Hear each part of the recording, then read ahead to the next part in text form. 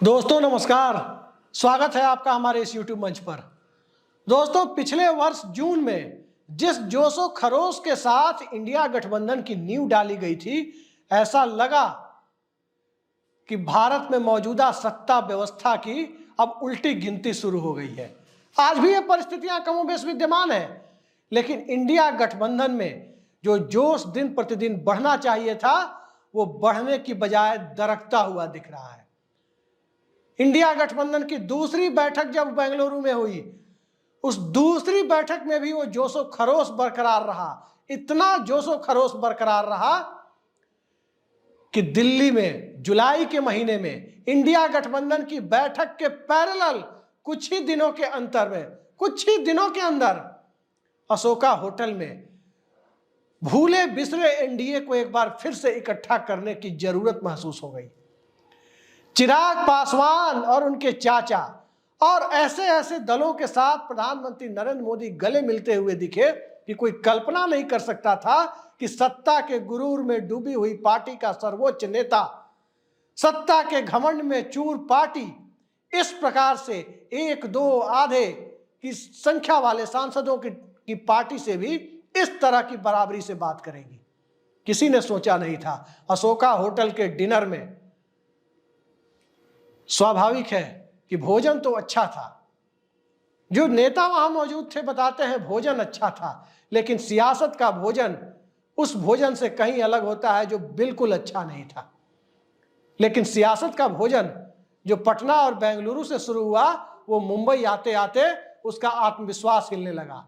दिल्ली की बैठक से कई बातें सामने आ गई, थोड़ी बातें मुंबई की बैठक से भी सामने आई थी, कुछ बातें भोपाल रैली के स्थगित होने से भी सामने आई, और कुछ बातें दिल्ली की बैठक के बाद जो वर्चुअल मीटिंग हुई उससे सामने आई।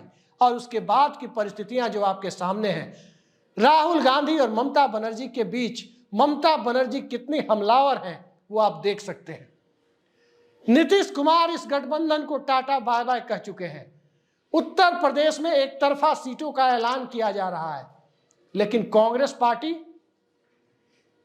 और कांग्रेस पार्टी के साथ साथ कई और लोग क्या कर रहे हैं? सवाल बड़ा यही है कि आखिर इस इंडिया गठबंधन का असली गुनाहगार कौन है?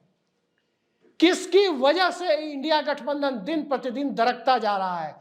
किसकी वजह से इंडिया गठबंधन की सबसे बड़ी पार्टी आज की तारीख में दिशाहीन दिख रही है? मैं कांग्रेस पार्टी की बात कर रहा हूं। इसके पहले भी जब मैंने एक वीडियो बनाया था, उस दौर में मैंने कहा था कि इंडिया गठबंधन के अंदर दो लोग ऐसे हैं जिन दो लोगों की वजह से समस्याएं पैदा हो रही है।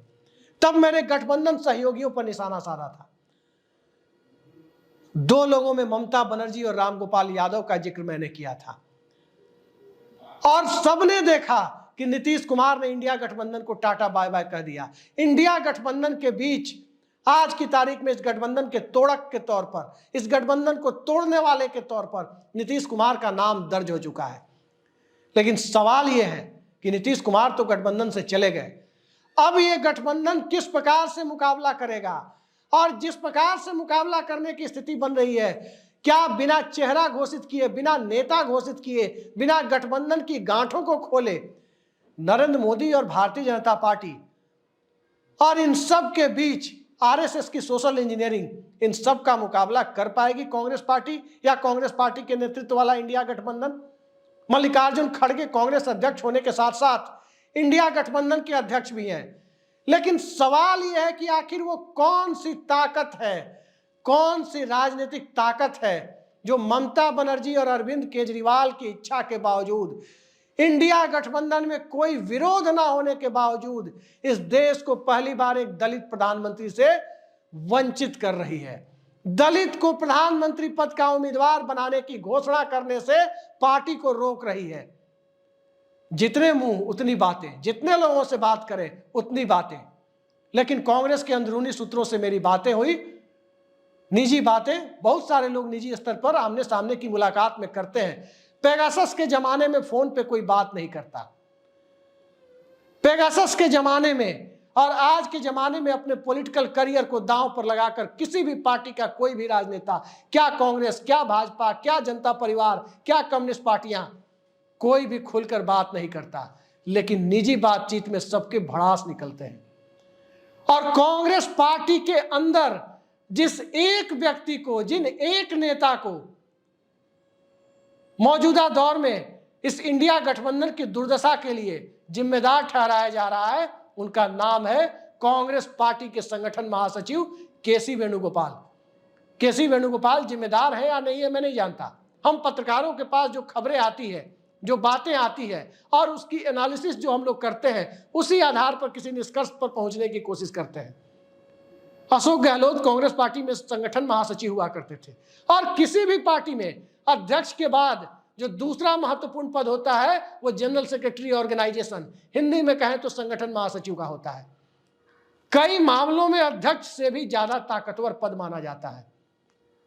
2018 से पहले कांग्रेस पार्टी में अशोक गहलोत जैसे नेता इस पद पर थे। वो मुख्यमंत्री जब तक नहीं बने थे तब तक इस पद पर थे, मुख्यमंत्री बने वापस राजस्थान चले गए। तब से केसी वेणुगोपाल ही संगठन महासचिव हैं। ठीक इसी तरह से 2005-6 के दौर तक भारतीय जनता पार्टी में भी संगठन महासचिव बहुत ताकतवर हुआ करते थे, संजय जोशी। इतने ताकतवर कि जिन्ना विवाद के बाद लाल कृष्ण आडवाणी से इस्तीफा मांगने का साहस भी किया था। और याद रखिए, पार्टी तब पूरी बीजेपी और संघ तब लाल कृष्ण आडवाणी जैसे बड़े नेता के साथ नहीं, बल्कि उनका इस्तीफा मांगने वाले संजय जोशी के साथ खड़ी हो गई थी।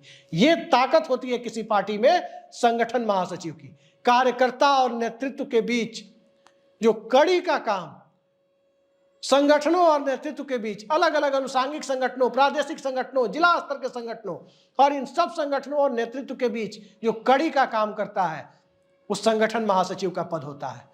और संगठन महासचिव के पद पर केसी वेणुगोपाल साहब है। हालांकि जयराम रमेश का नाम भी कुछ लोग लेते हैं कि जयराम रमेश की वजह से भी इंडिया गठबंधन में बहुत सारे कंफ्यूजन पैदा हुए। मैंने आपको बताया कि कुछ दिनों पहले एक वीडियो में मैंने इंडिया गठबंधन के में चल रही बातों के ऊपर 2 लोगों पर निशाना साधा था, 2 लोगों को इसके लिए जिम्मेदार ठहराया था और उन 2 लोगों में, दोनों में से कोई कांग्रेस पार्टी के नहीं थे। लेकिन आज बात कांग्रेस पार्टी के अंदर की। जयराम रमेश क्या बोलते हैं पश्चिम बंगाल में उमड़ी भीड़ पर, बिहार के सीमावर्ती इलाकों में राहुल गांधी की भारत जोड़ो न्याय यात्रा में उमड़ी हुई भीड़ पर क्या बोलते हैं? भीड़ तो आई है, वोट में बदलेगी कि नहीं मुझे नहीं पता। यह आकलन करना हम पत्रकारों का काम है, यह आकलन करना आम जनता का काम है कि वोट में बदलेगी भीड़ या नहीं बदलेगी। यह आकलन करना किसी पार्टी के नेता का काम नहीं है, और जो आकलन है उसे पब्लिक के बीच बोलना यह भी किसी पार्टी के नेता का काम नहीं है।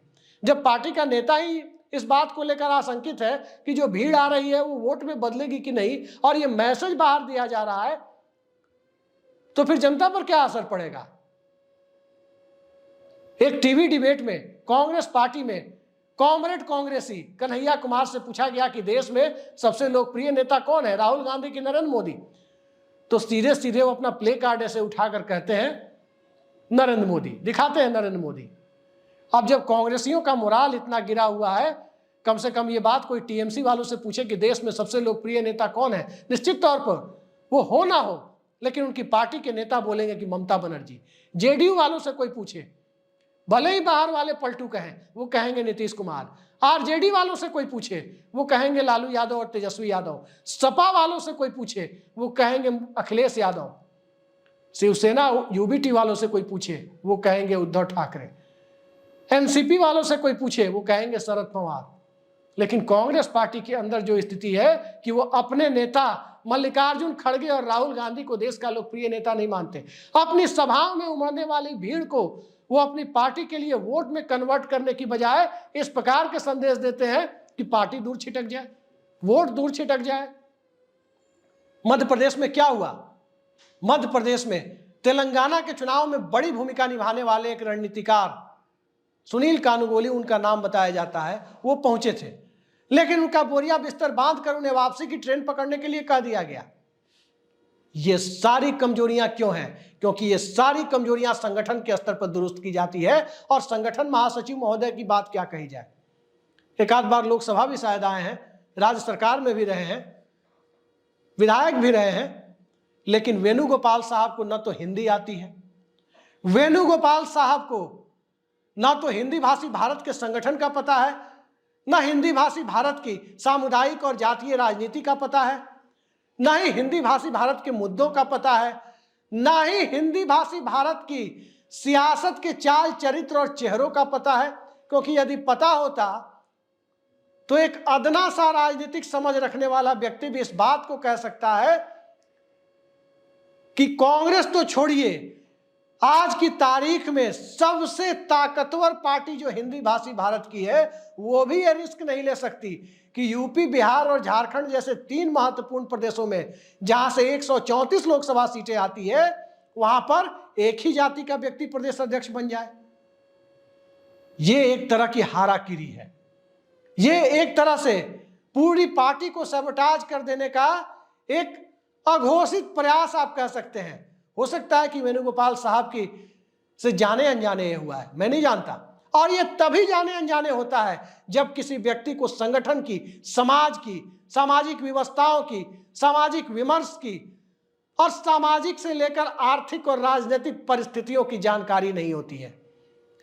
आज कांग्रेस पार्टी में समस्याएं इतनी नहीं है, जरा सोचिए, हिंदी भाषी भारत में 245 लोकसभा सीटें हैं, 245 सीट्स हिंदी भाषी भारत में है। 245 सीट में भारतीय जनता पार्टी के पास 183 सीटें हैं। जिनके पास 183 सीटें हो वो भी ये रिस्क नहीं ले सकते कि 3 राज्यों में एक ही बिरादरी के, एक ही जाति के व्यक्ति को प्रदेश अध्यक्ष बना दिया जाए। और ये काम कांग्रेस ने किया। कांग्रेस पार्टी के संगठन को आप देखें, दक्षिण भारत में भारतीय जनता पार्टी कर्नाटक में थी और कर्नाटक में भारतीय जनता पार्टी दक्षिण भारत में अब दिखाई नहीं देती और सीटें भी उनकी घटनी है। और कर्नाटक से यदि प्रधानमंत्री पद के उम्मीदवार का ऐलान हो जाए कि खड़गे साहब ही प्रधानमंत्री पद के उम्मीदवार होंगे इंडिया गठबंधन के, तो कर्नाटक में संभवतः गुजरात वाली परिस्थिति हो जाए। जो 26-0 नरेंद्र मोदी के पक्ष में गुजरात में होता है वो 28-0 कर्नाटक में हो सकता है खड़गे साहब के पक्ष में। लेकिन कांग्रेस पार्टी अब तक अनिर्णय का शिकार है। अब तक ये डिसीजन नहीं ले पा रही है कि किसे कांग्रेस पार्टी अपना प्राइम मिनिस्टरियल कैंडिडेट बनाए। इंडिया गठबंधन को, और मौजूदा दौर में जब नीतीश कुमार चले गए उस दौर में किसी भी सहयोगी दल को, इंडिया गठबंधन के किसी भी दल को मल्लिकार्जुन खड़गे को प्राइम मिनिस्टरियल कैंडिडेट एक्सेप्ट करने में दिक्कत नहीं है, किसी को भी दिक्कत नहीं है। ममता बनर्जी और अरविंद केजरीवाल तो बाकायदा इसकी वकालत कर चुके हैं। लेकिन आज हो क्या रहा है? दरअसल संगठन चलाने का काम ऐसा माना जाता है कि केसी वेणुगोपाल कर रहे हैं। वो केसी वेणुगोपाल जो इस देश के 70% इलाके के सामाजिक विमर्श को नहीं समझते, परिस्थितियों को नहीं समझते। और केसी वेणुगोपाल संगठन चला रहे हैं तो उनसे चलवा कौन रहा है? स्वाभाविक है, राहुल गांधी भारत जोड़ो यात्रा में बिजी हैं। राहुल गांधी की भारत जोड़ो यात्रा और भारत जोड़ो न्याय यात्रा की इस देश में जितनी भी प्रशंसा की जाए, आज की सुविधा भोगी राजनीति के दौर में कोई राजनेता सड़क पर निकल रहा है तो जितनी भी प्रशंसा की जाए वो कम है। लेकिन राहुल गांधी को ये तोहमत भी अपने ऊपर लेनी होगी कि केसी वेणुगोपाल को बैक करने का काम, केसी वेणुगोपाल को समर्थन देने का काम, उन्हें संगठन महासचिव के पद पर टिकाए रहने का काम राहुल गांधी के समर्थन से ही हो रहा है। एक वाकया सुनाता हूं, नाम नहीं बताऊंगा। एक दलित नेता कुछ दिनों पहले तक एक बड़े राज्य के प्रभारी थे, कांग्रेस के प्रभारी, और वहां प्रदेश अध्यक्ष के लिए जिन्हें वो नहीं चाहते थे उन्हें प्रदेश अध्यक्ष बना दिया गया। और जब प्रदेश अध्यक्ष बना दिया गया, भारत जोड़ो यात्रा चल रही थी मध्य प्रदेश में, प्रभारी महोदय और नवनियुक्त प्रदेश अध्यक्ष ये दोनों जने मिलने पहुंचे राहुल गांधी से। राहुल गांधी ने प्रभारी महोदय से पूछा ये व्यक्ति कैसे प्रदेश अध्यक्ष बन गए? तो प्रभारी महोदय ने उन्हें सीधे सीधे जवाब दिया कि वेणुगोपाल जी से पूछिए। सोच सकते हैं तमाम गड़बड़ियां कैसे हो रही है, अनिर्णय की स्थिति कैसे है। और खड़गे साहब के सामने परेशानी यह है कि खड़गे साहब वेणुगोपाल साहब को संगठन महासचिव के दायित्व से मुक्त नहीं कर सकते, क्योंकि यदि मुक्त करेंगे तो यह मैसेज चला जाएगा कि खड़गे साहब ने 10 जनपद की इच्छा के खिलाफ जाकर के 10 जनपद की इच्छा के खिलाफ जाकर केसी वेणुगोपाल को हटाया है। तो ये सारे कंफ्यूजन की स्थिति जो बन रही है उस कंफ्यूजन की स्थिति के पीछे आप सोच सकते हैं कि कौन से व्यक्ति जिम्मेदार हो सकते हैं। बीएल संतोष को आप देख सकते हैं, बीजेपी के संगठन मंत्री हैं। उन्हें भी एक तरह से संजय जोशी जितना ताकतवर नहीं माना जाता, लेकिन आप सोच सकते हैं कि वो क्या कर रहे हैं। दिन रात एक प्रदेश से दूसरे प्रदेश, तीसरे प्रदेश, दिन रात दौरे पर लगे हुए हैं, दिन रात जिला स्तर के वर्कर से बात कर रहे हैं। इसके बनिस्पत कांग्रेस में देखिए, और कांग्रेस पार्टी, सबसे बड़ी हकीकत यह है कि कांग्रेस पार्टी जब तक हिंदी भाषी भारत से 35 से 40 लोकसभा सीट जीतकर नहीं आएगी, जो 245 सीटें हिंदी भाषी भारत में है, कश्मीर से लेकर जमशेदपुर तक और किशनगंज से लेकर जैसलमेर तक, जो 245 सीटें हैं, उनमें कम से कम 35, 40, 45 सीटें कांग्रेस पार्टी नहीं लाएगी। नरेंद्र मोदी की भारतीय जनता पार्टी को सत्ता से उखाड़ फेंकने का कांग्रेस पार्टी का दावा मृग मरीचिका बनकर रह जाएगा। राहुल गांधी कितनी भी यात्रा कर ले, भारत जोड़ ले, नफरत के बाजार में मोहब्बत की दुकान खोल ले, राहुल गांधी के आसपास क्या कहा जाता है कि आयशा और एसएफआई से आए हुए लोग, जेएनयू से आए हुए लोग, जो अपनी राजनीतिक शिनाख्त बदलकर न तो वो कम्युनिस्ट हैं न वो कांग्रेसी हैं, क्योंकि जो व्यक्ति विचारधारा बदल सकता है वो व्यक्ति सिर्फ और सिर्फ सत्ता के लोभ में पार्टी में आता है। और वही लोग आज सत्ता चला रहे हैं। प्रियंका गांधी के इर्द गिर्द कौन लोग हैं? उत्तर प्रदेश चुनाव में कौन लोग थे? राहुल गांधी के इर्द गिर्द कौन लोग हैं? और किस प्रकार से नारा लगाने वाले, आजादी का नारा लगाने वाले लोग नारा अच्छा लगा सकते हैं, वो कांग्रेस पार्टी को लेकर के उनकी रणनीति बनाने में शुमार कर दिए जाते हैं। 80-20 की राजनीति भाजपा करती है। किसने कहा था कि राहुल गांधी की भारत जोड़ो यात्रा बिहार के सिर्फ सीमांचल इलाकों में जाएगी? उन सीमांचल इलाकों में, जिन सीमांचल इलाकों में अल्पसंख्यक बहुलता की बात कही जाती है, बहुसंख्यक इलाके में क्यों नहीं जाएगी? राहुल गांधी वायनाड से ही लड़ने क्यों जाएंगे? राहुल गांधी, चुनाव हार जीत चलती रहती है, राहुल गांधी अमेठी से क्यों नहीं लड़ सकते? राहुल गांधी उत्तर प्रदेश बिहार से क्यों नहीं लड़ सकते? खड़गे प्राइम मिनिस्ट्रियल कैंडिडेट घोषित क्यों नहीं हो सकते? मध्य प्रदेश, राजस्थान, छत्तीसगढ़ में कांग्रेस ध्यान क्यों नहीं दे सकती? गुजरात में आम आदमी पार्टी के साथ अलायंस क्यों नहीं हो सकता? दिल्ली में क्यों नहीं हो सकता? ममता बनर्जी के साथ एक अंदरूनी समझौता क्यों नहीं हो सकता? ये सारी चीजें उस दौर में प्रासंगिक हो जाती है जिस दौर में भारतीय जनता पार्टी की ताकत ही हिंदी भाषी भारत में है। गुजरात के अलावा और असम के अलावा जो बीजेपी की पूरी ताकत है वो हिंदी भाषी भारत में सिमटी हुई है। इस बात को समझे बिना चाहे जितना भी बड़ा कांग्रेस पार्टी यात्रा कर ले, अभियान चला ले, कुछ नहीं होना है। और आज की तारीख में जब तक Congress party prime ministerial candidate का ऐलान नहीं करेगी, तमाम नैतिकता की बातें एक तरफ, सिद्धांत की बातें एक तरफ और चुनावी नतीजा एक तरफ। जब सरकार ही नहीं बनेगी तो आप क्या खाक अपना एजेंडा लागू करेंगे? क्या खाक आप नफरत के बाजार में मोहब्बत की दुकान खोलेंगे? सवाल यही है कि चुनाव अलग है, सिद्धांत की बातें अलग है। सैद्धांतिक बातों को अमली जामा पहनाने के लिए सबसे पहले चुनाव जीत कर आने की जरूरत होती है। जनता पार्टी ने भी यही किया था, जनता दल ने भी यही किया था, सोनिया गांधी के जमाने में कांग्रेस पार्टी के नेतृत्व वाले यूपीए ने भी यही किया था। लेकिन 2009 का चुनाव याद कीजिए, जब लाल कृष्ण आडवाणी के सामने मुकाबला करना था, सोनिया गांधी से पूछा गया कि कांग्रेस का प्राइम मिनिस्ट्रियल कैंडिडेट कौन होगा। सोनिया गांधी ने कांग्रेस के मैनिफेस्टो की फोटो निकाल करके दिखाई, बोले कि अब ये कहने की जरूरत भी बचती है क्या, क्योंकि मैनिफेस्टो पर सिर्फ और सिर्फ डॉक्टर मनमोहन सिंह की फोटो थी। आज की तारीख में जब नरेंद्र मोदी ओबीसी विमर्श को एक नए स्वरूप में कमंडल के सांचे में फिट कर ऊपर ला रहे हैं, तो क्या कांग्रेस दलित विमर्श को सामने नहीं ला सकती? देखते हैं कांग्रेस पार्टी क्या कर सकती है। लेकिन कांग्रेस पार्टी के अंदर से इंडिया गठबंधन को कमजोर करने के लिए जो नाम लिए जा रहे हैं, जयराम रमेश का नाम एक छोटा नाम हो सकता है, केसी वेणुगोपाल की भूमिका, चाहे वो जानबूझकर हो या अनजाने में हो, उस भूमिका से इंडिया गठबंधन को और आगामी लोकसभा चुनाव में कांग्रेस पार्टी को भी बहुत बड़ा नुकसान हो सकता है। फिलहाल के लिए इतना ही। नमस्कार।